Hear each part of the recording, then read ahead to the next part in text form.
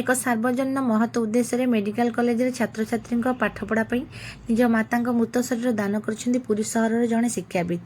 ପୁରୀ ଉପର ନୂଆସାହି ନିବାସୀ ସ୍ୱର୍ଗତ ବୈଦ୍ୟନାଥ ମହାନ୍ତିଙ୍କ ଧର୍ମପତ୍ନୀ ରାଧାମଣୀ ମହାନ୍ତି ଏପ୍ରିଲ 6 ତାରିଖ ସନ୍ଧ୍ୟାରେ ଦେହତ୍ୟାଗ କରିବା ପରେ ତାଙ୍କ ପରିବାର ପକ୍ଷରୁ ମୃତ ଶରୀରକୁ ଶ୍ରୀ ଜଗନ୍ନାଥ ଭେଷଜ ମହାବିଦ୍ୟାଳୟ ଓ ଚିକିତ୍ସାଳୟ ସର ଆନାଟୋମି ବିଭାଗରେ ଛାତ୍ରଛାତ୍ରୀଙ୍କ ଅଧ୍ୟୟନ ନିମନ୍ତେ ଦାନ କରାଯାଇଛି।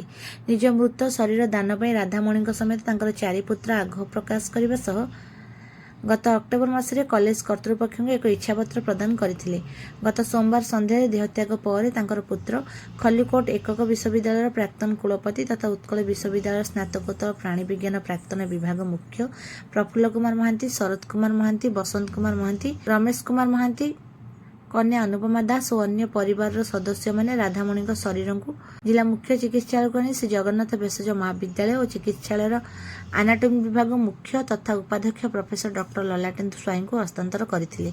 ଏହି ସମୟରେ କଲେଜର ନୀତିତାତ୍ତ୍ୱିକ ଭେଷଜ ଓ ବିଶ୍ୱବିଜ୍ଞାନ ଏଫ୍ଏମ୍ଟି ବିଭାଗ ମୁଖ୍ୟ ପ୍ରଫେସର ଡକ୍ଟର ଅମରେନ୍ଦ୍ର ନାୟକ, ବରିଷ୍ଠ ଡାକ୍ତର ଶ୍ରୀକାନ୍ତ ପଣ୍ଡାଙ୍କ ସମେତ ଅନ୍ୟ କର୍ମଚାରୀମାନେ ଉପସ୍ଥିତ ଥିଲେ। ପରେ ଏହି ମରଶରୀରକୁ ବିଭିନ୍ନ ରାସାୟନ ପ୍ରୟୋଗ କରି ସଂରକ୍ଷିତ କରାଯାଇଥିବା ବେଳେ ଆଗାମୀ ଦିନରେ ଏହା ଡାକ୍ତରୀ ଛାତ୍ରଛାତ୍ରୀଙ୍କ ପାଠପଢ଼ାରେ ବ୍ୟବହୃତ ହେବ। ଶ୍ରୀ ଜଗନ୍ନାଥ ଭେଷଜ ମହାବିଦ୍ୟାଳୟ ଓ ଚିକିତ୍ସାଳୟ ପାଇଁ ଏହା ପ୍ରଥମ ମୃତ ଶରୀର ଦାନ ଘଟଣା ବୋଲି ଡିନ୍ ପ୍ରଫେସର ଡାକ୍ତର ସବିତା ମହାପାତ୍ର ଓ ଆନାଟୋମି ବିଭାଗ ମୁଖ୍ୟ ପ୍ରଫେସର ଡକ୍ଟର ଲଲାଟେନ୍ଦୁ ସ୍ୱାଇଁ କହିଛନ୍ତି।